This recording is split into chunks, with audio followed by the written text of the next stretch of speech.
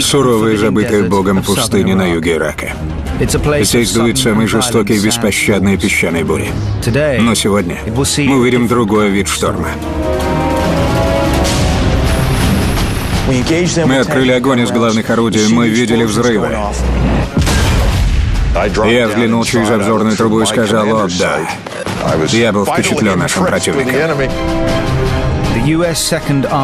Второй бронекавалерский полк армии США столкнулся с механизированной дивизией Тавалкана Республиканской гвардии Ирака. Мы понимали их желание быть хорошими воинами, которые не отступают и стоят на своем.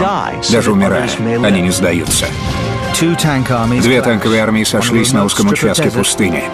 Битва 73 Истинг стала одной из самых ожесточенных в этой войне. Это была последняя крупная битва 20 века.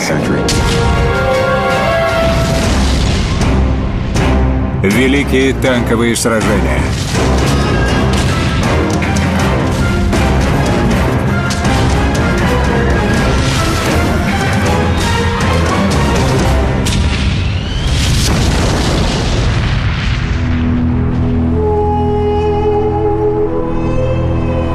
Границы Ирака и Саудовской Аравии.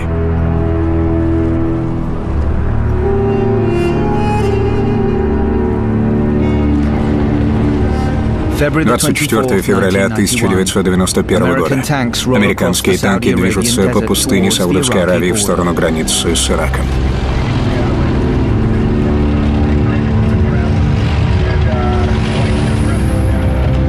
Это всего лишь часть межнациональной армии, которая пыталась выдавить Саддама Хусейна из Кувейта.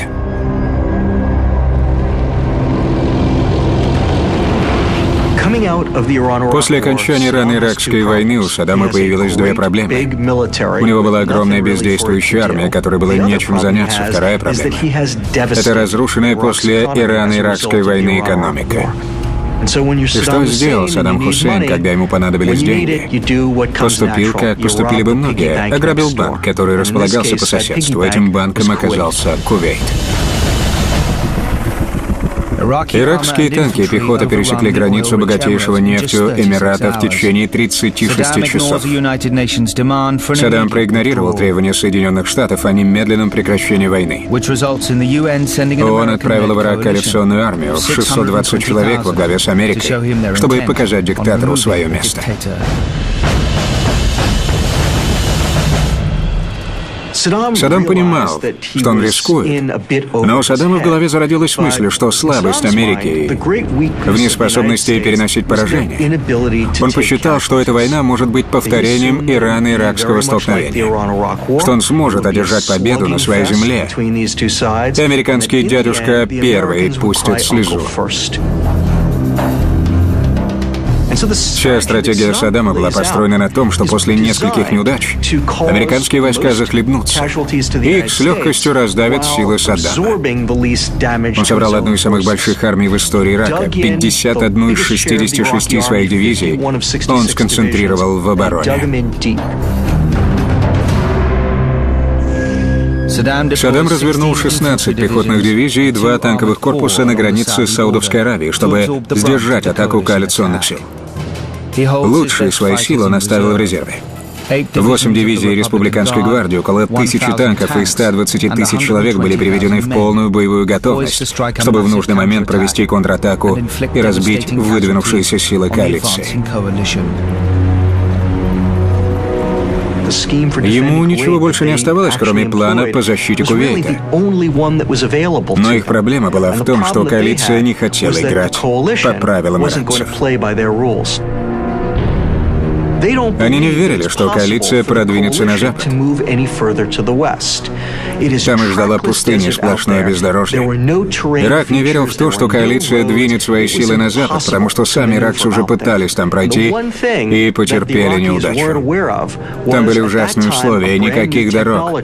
Совершать маневры казалось невозможно. Но у нас была новая технология, которую не знали иракцы — система глобального позиционирования. Это была первая война с применением GPS. Спутниковые технологии помогали силам коалиции проникнуть в Ирак через западное направление, в обход главных линий обороны и с выходом на незащищенный правый фланг. В 11 часов 7-й корпус армии США достиг границы Ирака с Саудовской Аравией.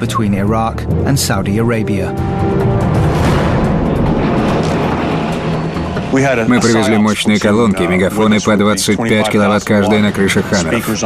Они должны были передавать сигналы о добровольной капитуляции. Но мы проигрывали композицию «Поездка по Валькирии», когда пересекли границу Ирака.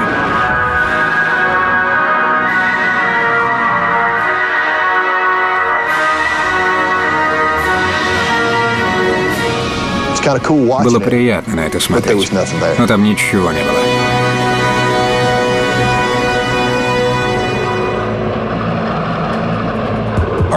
Наши войска двигались на северо-восток, они не встречали сопротивления. Нет, конечно, мы сталкивались с небольшими группами, но после нескольких выстрелов они сдавались.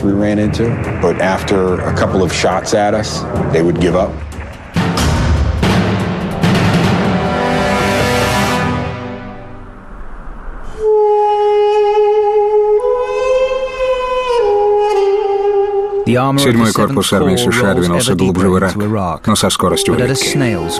Командование приказывало остановиться.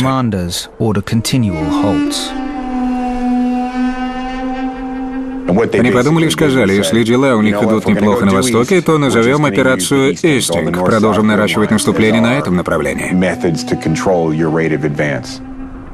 Это было похоже на провал. Атака не была молниеносной, она была очень медленной, мы чуть замешкались, и они остановили нас.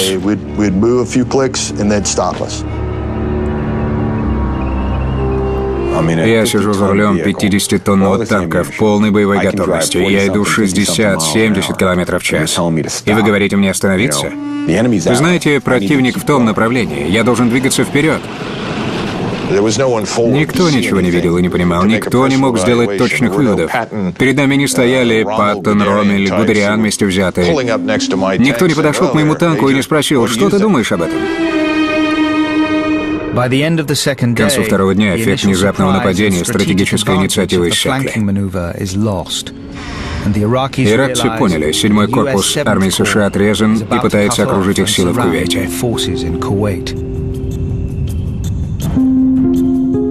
В этот момент иракское руководство продемонстрировало полную компетентность в военном вопросе. Они понимали, что происходит. Более того, они понимали, что противостоять 7-му корпусу на этом театре военных действий пока не могут.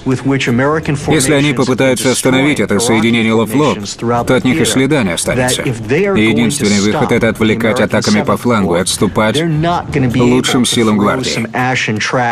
Но все же они выставили лучшие свои войска против этого соединения американских дивизий. Instead, they're going to have to put their best formations in front of those American divisions. Иракцы выстроили свою линию обороны на 90 километров вдоль северо-западной границы Кувейта. 2 пехотные и 2 танковые дивизии Республиканской гвардии должны были защитить северную половину оборонительной линии. На юге, напротив выдвинувшихся американских соединений, расположился сам Саддам с лучшими своими силами.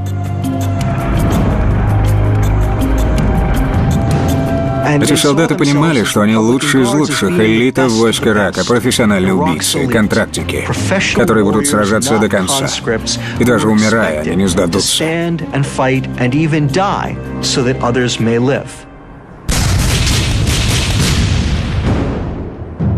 Мы уважали.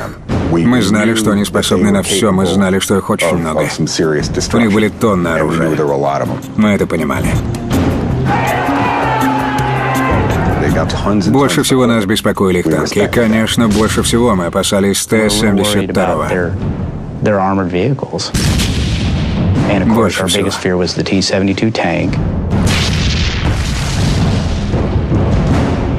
Советский танк Т-72, известный в Ираке как «Лев Вавилона», был основой всех танковых соединений Ирака.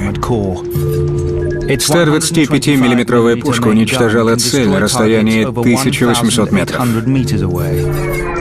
Этот монстр весит 41 тонну. Толщина его брони 300 миллиметров. Он развивает скорость до 60 километров в час. Это делало тяжелый танк Т-72 одним из самых быстрых и смертоносных в мире.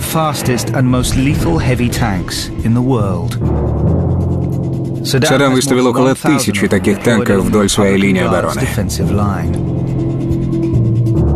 В поддержку им были брошены сотни вооруженных единиц техники, таких как советский БМП.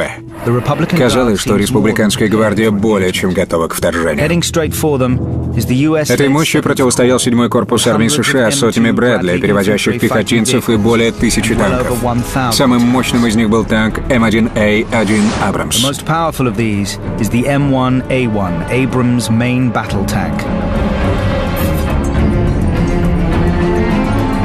«Абрамс» вооружен 120-миллиметровой высокоскорострельной пушкой и защищен композитной броней, толщина чистого металла доходит до 609 миллиметров. Он в 1,5 раза тяжелее Т-72, но при этом такой же быстрый. Это делает его самым сильным танком на полях сражений.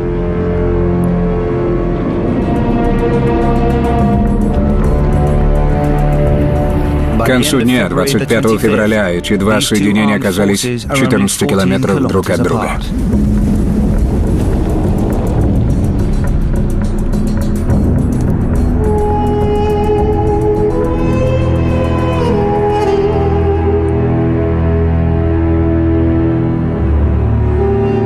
Утро 26-го очень рано, 4:30 или 5, точно не помню, мы получаем приказ и распределение по целям республиканской гвардии найти и уничтожить.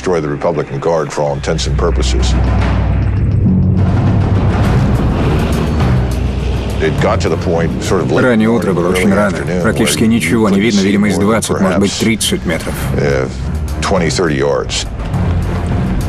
Ужасно. Мы должны были уничтожить обороняющегося противника при нулевой видимости.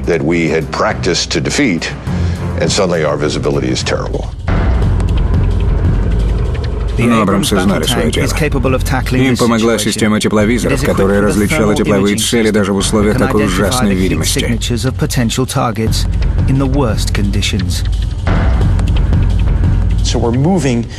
Мы двинулись вперед в полной темноте. Но мы различали горячие точки противника. Взвод Макмастера достиг 73-го истинга, линии долготы на глобусе, и столкнулся с передовыми постами дивизии Таволкана. На этом посту обороны находились пехотинцы с противотанковыми орудиями и минометами. Здесь по нам впервые открыли огонь.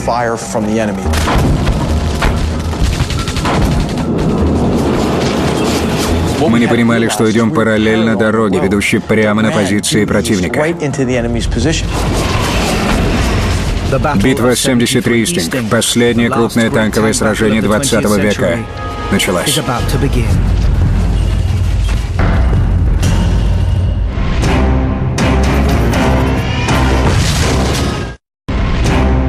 Великие танковые сражения. 26 февраля 1991 года. Прошло 2 дня с того момента, как коалиционные силы во главе США вторглись на юг Ирака в попытке обойти силы Ирака с фланга и вытеснить их с территории Кувейта. В ответ на это наступление Саддам Хусейн выставил 5 элитных дивизий республиканской гвардии, в том числе и механизированную дивизию Таволкана.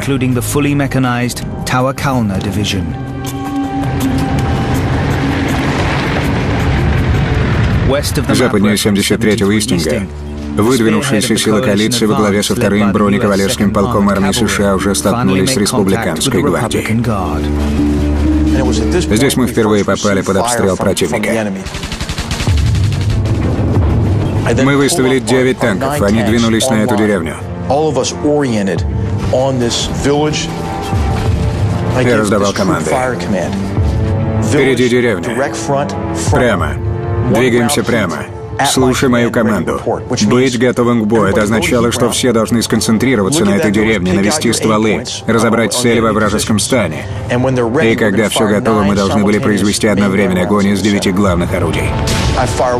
Мы атаковали прежде, чем они смогли нас достать. Грин сказал, что готов. Уайт тоже готов. Я скомандовал огонь. 9 танков одновременно атаковали цели.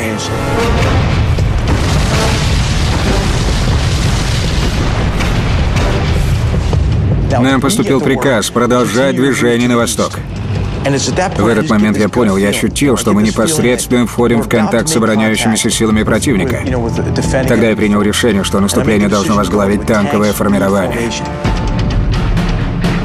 Это означало, что на острие атаки выдвигались танки «Абрамс», а машины пехоты Брэдли должны были идти за ними.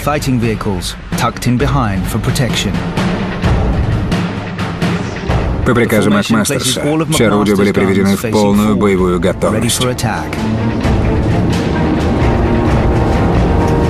Мой танк шел во главе. Мы поднимали огромный столб песка, видимо, ступала. Но у нас тоже было преимущество. Песчаная стена прикрывала наши танки. Природа была на нашей стороне. Это была естественная маскировка.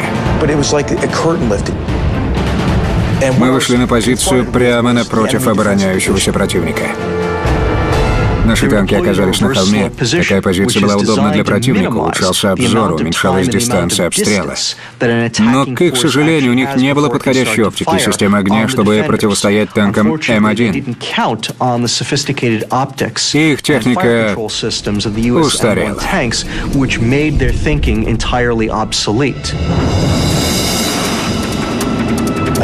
Я видел 8 вражеских танков, которые занимали оборонительные позиции, и я приказал: огонь, огонь из САБа. Это означало массированный удар по всем распределенным целям с применением специальных боезарядов. Танк «Абрамс» обладает двумя видами высокострельного вооружения. САБа — бронебойный заряд, использующий обедненный уран. И снаряд для уничтожения танковой брони, кумулятивный заряд, применяемый против тяжелого вооружения противника. Мы навели пушки на первые цели. Своим огнем мы выводили танки из строя после второго взрыва. Башни отлетали от корпуса танка. Моя башня поворачивает влево, и мы уничтожаем еще один танк. Мы уничтожили 3 танка, даже не входя в их радиус действия. Я посмотрел направо и увидел взрыв около танка Макмастера. Я не мог понять, были это мины или огонь артиллерии.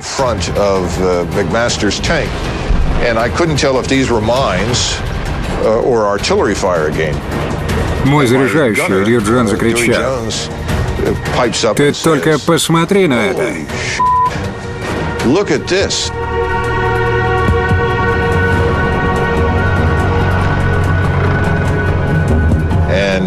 Я взглянул через обзорную трубу и сказал: «О, да».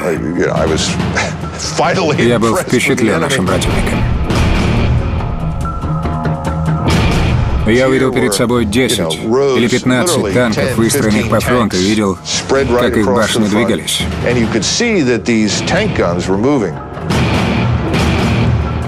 Я представил, как танкисты республиканской гвардии безнадежно разворачивают башни танков Т-72 против нас. Ужасно. Но мой танк попал на минное поле. 70-тонный танк подпрыгнул. Меня оглушило, и я упал на пол. Водитель ударился головой, потом испуганно спросил, что это за чертовщина. Я ответил: «Не обращай внимания, продолжай движение. Вперед!» Мы прошли минное поле. Но перед нами появилось 2 вражеских танка. Мне доложили: «Сэр, танки перед нами». Я посмотрел на нашего стрелка. Он навел пушку на танк противника, но колебался. «Сэр, мне стрелять? Открыть огонь?» Я закричал: «Черт, стреляй, наконец!» Мы обошли еще один танк и выстрелили. Только после этого я увидел, что наша группа подбила огромное количество вражеской техники.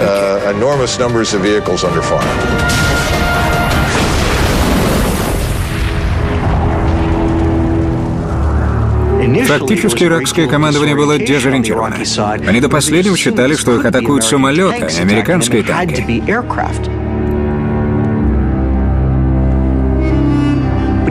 Но даже осознав, что происходит на поле боя, они не успели перестроить свои танки, потому что не ожидали, что американские танки так быстро приблизятся к их позициям.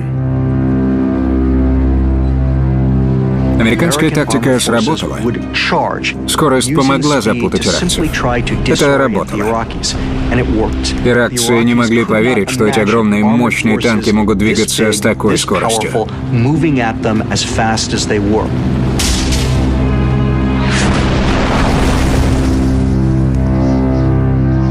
Эта тактика была впервые применена Эрвином Роммелем, танковым генералом Германии во Второй мировой войне.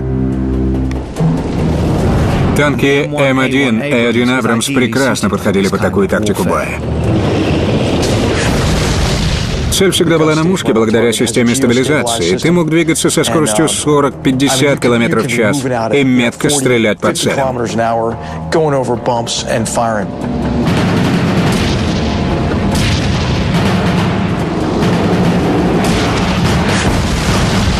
Когда на тебя нападает 70-тонный монстр, срабатывает эффект столбняка. Считаю, после такого удара ни один враг не в состоянии оправиться. Мы прорвались к командному пункту и намеревались захватить главную позицию, использовали тактику советской доктрины, выстроив танки по кругу. Но мы двигались слишком быстро. Они не ожидали, даже не успели завести свои двигатели. Я увидел командира вражеского танка, он смотрел на меня через плечо. Ужас на его лице был неописуемый. Мы ударили в него с очень близкого расстояния. Есть огромная разница в ближнем и дальнем бою. Одно дело, когда ты подрываешь танк на большом расстоянии, совсем другое, когда почти в упор. Куски металла пролетают прямо у тебя над головой. Мы уничтожали танки противника почти в беспомощном состоянии.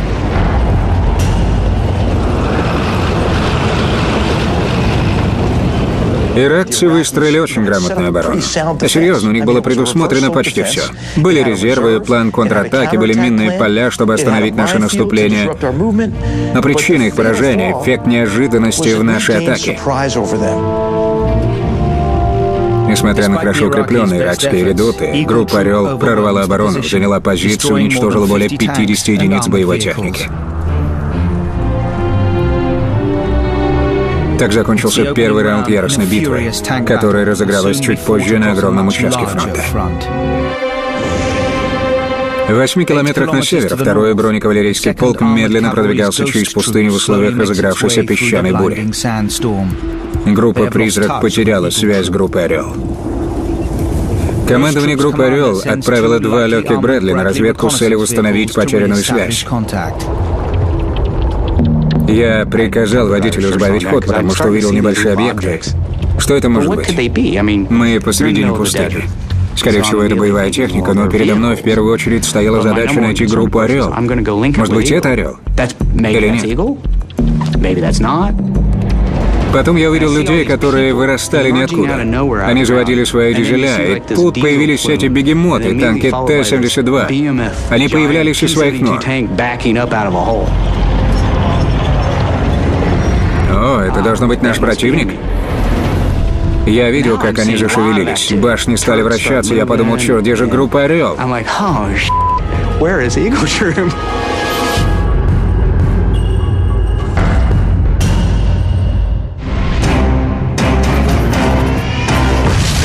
Великие танковые сражения.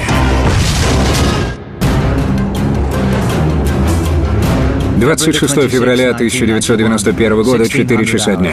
Группы «Призрак» и «Орел» 2-го бронекавалерского полка армии США потеряли связь в разыгравшейся песчаной буре.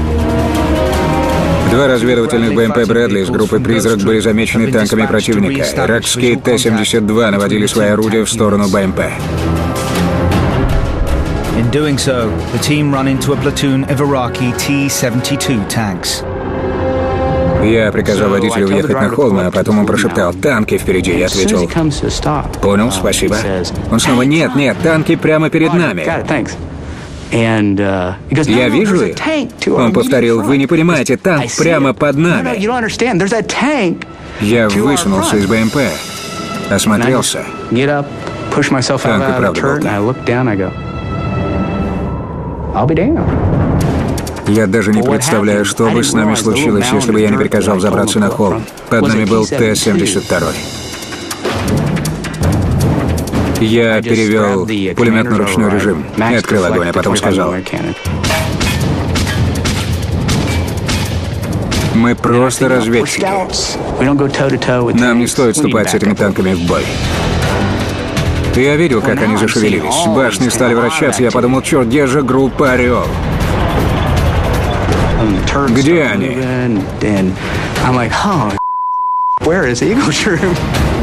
Мы отступали, пятились. Что еще оставалось делать?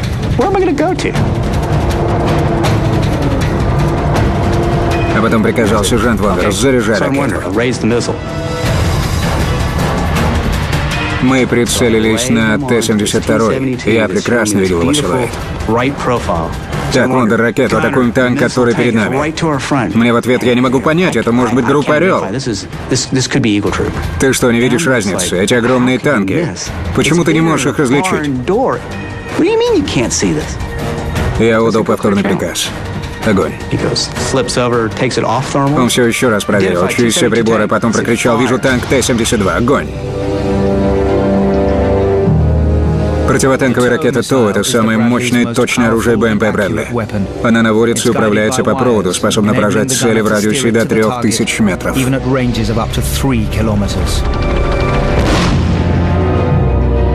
Тут я осознал, что еще 8 таких танков находятся здесь. В тот момент я подумал: теперь эти ребята знают, что я здесь, они явно недовольны мной. Заряжающий прокричал: цель вижу, ракета готова, я ответил: огонь. Я видел, как ракета вышла из пушки и рухнула в пустыне. Думал: осечка, осечка. И в этот роковой момент я понял, что на меня навели орудие. Еще секунды, и нас не стало.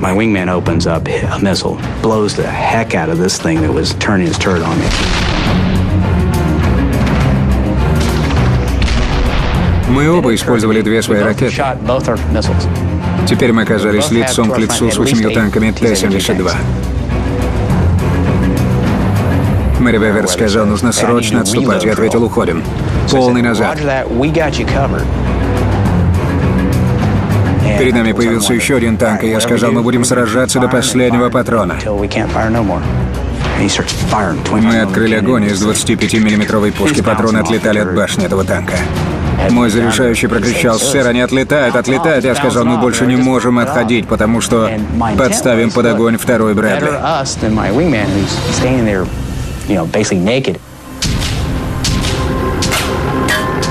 Я подумал: интересно, сколько терпения у экипажа того танка, чтобы терпеть обстрелы из 25-й пушки.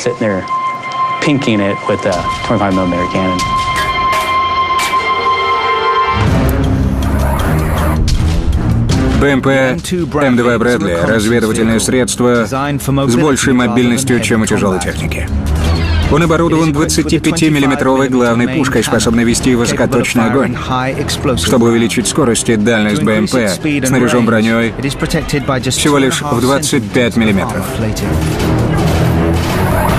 Брэдли беспомощен в сравнении с могучим Т-72.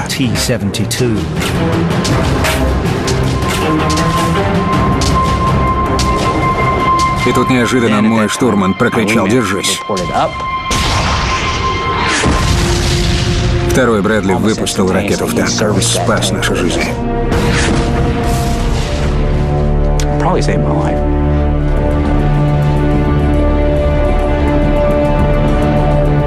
Сквозь песчаную бурю и столбы дыма через все поле боя я увидел несколько Брэдли из группы «Орел», медленно приближающихся к нам.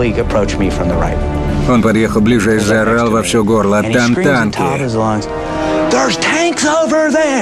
Я ответил: знаю.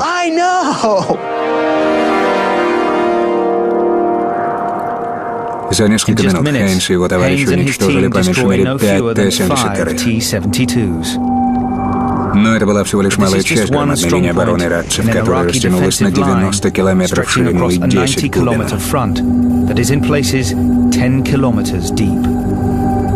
На севере группа «Призрак» продолжала приближаться к главной линии иракской обороны.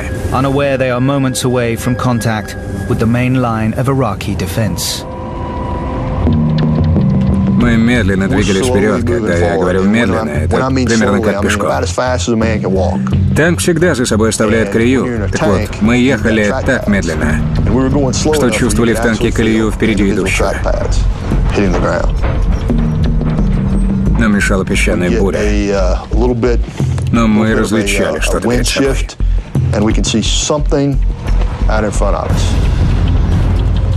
Мы разглядели башни танков и понимали, что они выжидают удачный момент для атаки.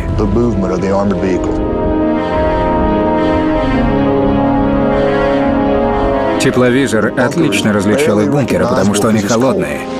Когда люди выбегали из них, мы видели яркие белые силуэты на фоне пустыни. Они перебегали с одного бункера в другой. Потом я увидел, что-то движется. Это точно была техника. Я приказал стрелку открыть огонь по противнику. Через секунду, а может чуть больше, я услышал выстрел 6-го танка. Мы открыли огонь, все стало взрываться. Я понял, что другой танковый взвод видит то же самое, что и я. И мы вместе продолжили атаку.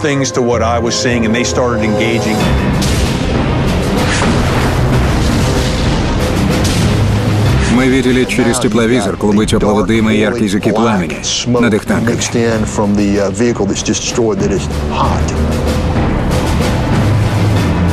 Я увидел, что люди там что-то делают, и тогда я сказал своему командиру: «Сэр, кто-то специально сделал этот смог. Столько не может быть от одного танка». Я попросил разрешения двинуться вперед и засунуть свой нос в этот смог. Я сказал: «Да, хорошо, приступайте». 4 танка Энди пропали в черном дыму. Это был настоящий Армагеддон. Я видел, что вокруг все горит. Я не знал, где свои, я не понимал, куда мне стрелять. Пытался связаться с Энди по радио, и кто-то у меня спросил: «Итак, командир, что будем делать теперь?»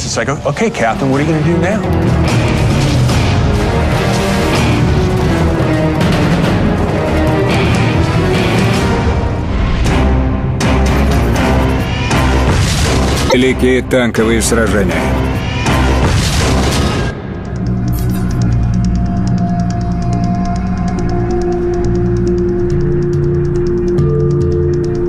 «26 февраля 1991 года, 4 часа 30 минут. В мертвой пустыне на юге Ирака разыгралось танковое сражение между 2-м бронекавалерским полком США и механизированной дивизией «Волкана» Республиканской гвардии Ирака.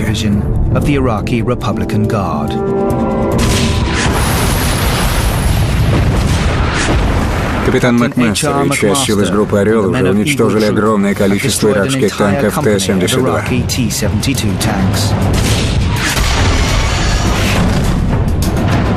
Теперь очередь лейтенанта Энди Килгора и группы «Призрак».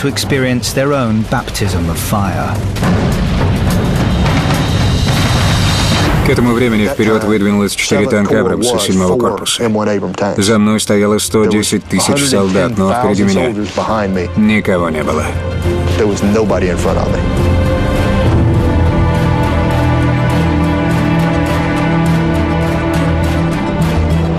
Мы двинулись через дым и поняли, что перед нами хорошо организованная линия обороны. Он был там. Он был ближе всего к ним. Он стоял прямо перед этими парнями.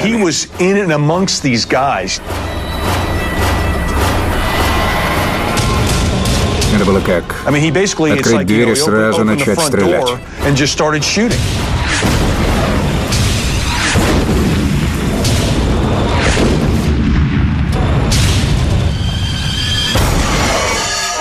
Танку Т-72 не было равных в момент его появления. Но тогда он значительно уступал танку Абрамс, который превосходил его практически по всем показателям. У него была броня против всего вооружения, которое могло быть установлено на Т-72. Оружие Абрамса прошивало броню Т-72, как горячий нож масла.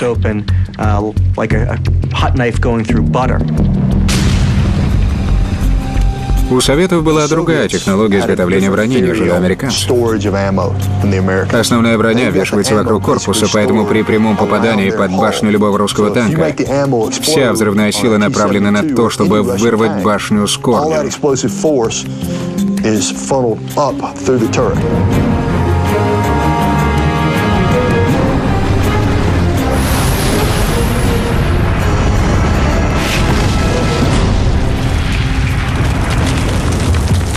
Группа «Призрак» не прекращала вести огонь до тех пор, пока все иракские танки не были уничтожены.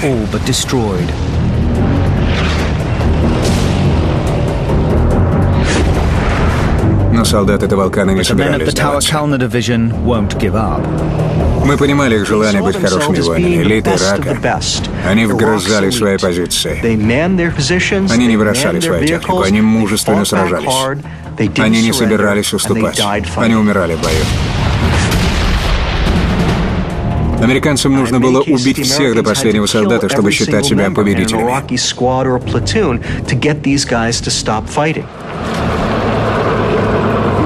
Я оглянулся вокруг и увидел, что на моего соседа наводят оружие. Я видел, как иракец целится из РПГ. Он был примерно в 50 метрах от танка. Он наводил оружие на цель. Стрелок очень испугался, когда увидел, как пехотинец с них целится. Но он справился с собой и выстрелил. Они попали в него, и я стал свидетелем всего этого. Дыра в 120 миллиметров образовалась в груди этого парня. Казалось, что он взорвался изнутри. Тело этого парня взлетело в воздух и вращалось как лист, упавший с дерева. Всего за несколько минут взвод лейтенанта Килгора уничтожил дюжину иракцев, 4 танка и 9 единиц боевой техники. Когда мы разобрались со всей видимой вражеской техникой, я вышел на связь с командованием, доложил командиру о случившемся. Но он был не очень доволен лейтенантом Килгором, потому что я не сообщил ему о начале атаки несколькими минутами ранее. Я сказал, больше так не делать, или можете застрелиться сами. Но с другой стороны, я понимал, что он принял абсолютно правильное решение, когда двинулся вперед через дым, потому что мы не должны были пускать инициативу из своих рук. Несмотря на тяжелые потери, иракцы двинулись в контратаку с целью остановить продвижение группы «Призрак».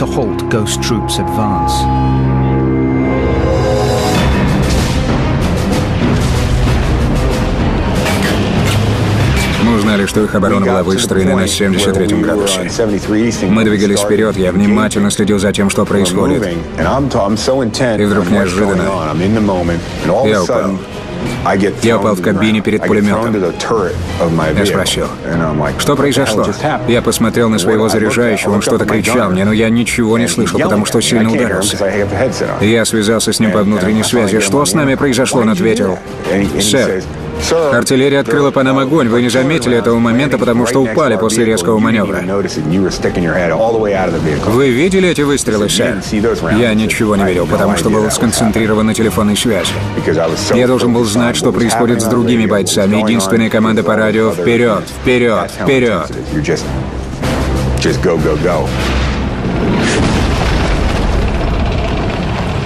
Они поняли, что мы атакуем их с фланга. Они пытались обойти нас в тыл. Это была их ошибкой. Они встали к нам боком. Эти ребята даже не подозревали, что наши стрелки долго тренировались уничтожать движущиеся цели с такой позиции.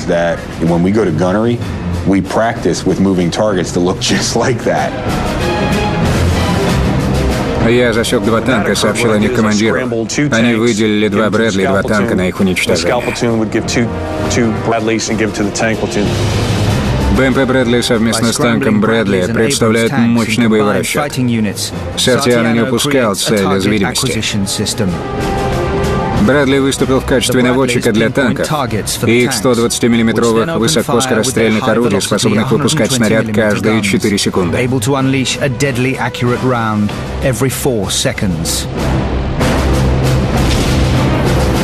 Представьте, все, что мы видим, это цель размером с грейпфрут, хотя на самом деле этот танк больше минивэна.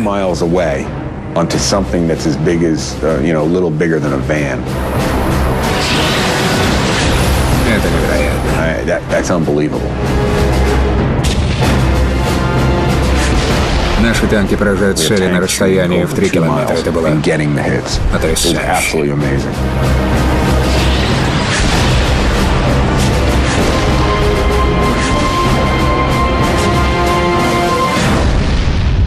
К сожалению, Джефф Гарвик сказал, что «Призрак-1-3» был подбит.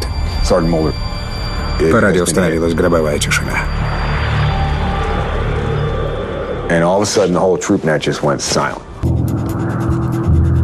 Его подбил танк, который мы почти уничтожили. Мы даже не думали, что он еще способен стрелять. Я был уверен, что мы уничтожили его ракетой из БМП, но я ошибся. БМП не взорвалось и не загорелось, поэтому экипаж вернулся в кабину. Этот легко бронированный БМП очень похож на Брэдли. Высокоточная ракета «Саба» могла прошить его насквозь и оставить боеспособным. Оснащенный 76-миллиметровым пулеметом, БМП способен уничтожить Брэдли.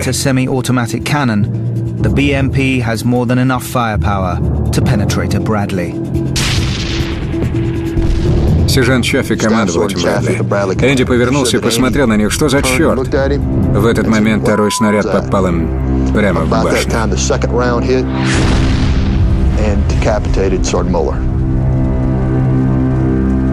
Солдат очень тяжело перенесли смерть сержанта Муллера. Все понимали, что могли запросто оказаться на месте тех парней. Этот парень умер за общее дело. Я должен продолжать выполнять приказ. Битва еще не окончена, мы на полпути. Некогда проливать слезы, нужно продолжать движение.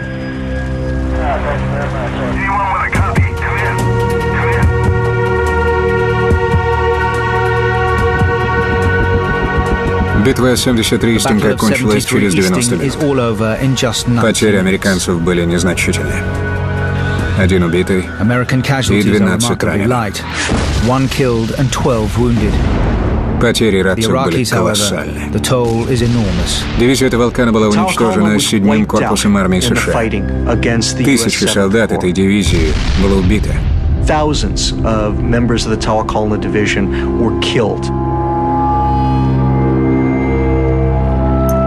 Они начинали битву с 200 танков. Лишь 2 дюжины спаслись с поля боя.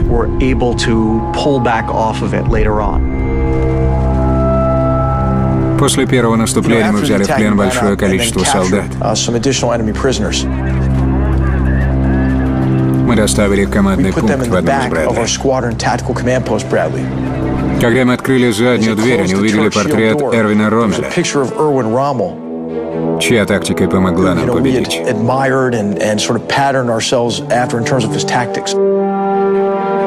Тогда их бригадный командир на прекрасном английском спросил: «Почему в Брэдли висит картина вашего врага во Второй мировой войне?» Один из наших солдат, сидевший в Брэдли, ответил: «Слушай, почему бы тебе не заткнуться? Если бы читал немного о Роммеле, ты бы не сидел в моем Брэдли». Причина победы американцев не просто победа, а абсолютного превосходства над Ираком. Кроется в умении развивать преимущество в нужном направлении атаки.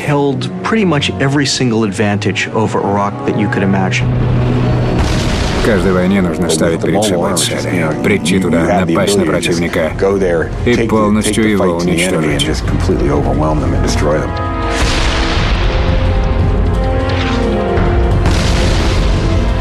Это было последнее великое танковое сражение 20 века.